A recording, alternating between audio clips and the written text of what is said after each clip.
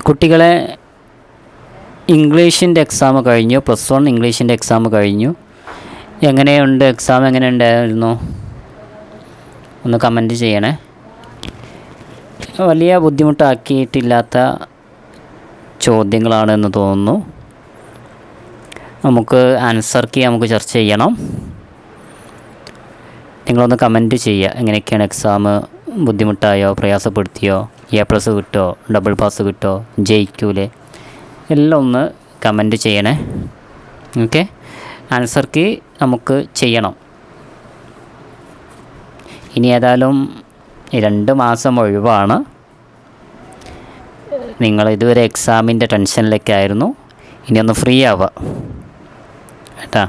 ഇനി സമാധാനമായല്ലോ. ഇനി അതിനെക്കുറിച്ചൊന്നും ചിന്തിക്കേണ്ട. ഇനി ഒഴിവ് സമയം 2 മാസം എന്നുള്ളത് നല്ല രീതിയിൽ വിനിയോഗിക്കുക.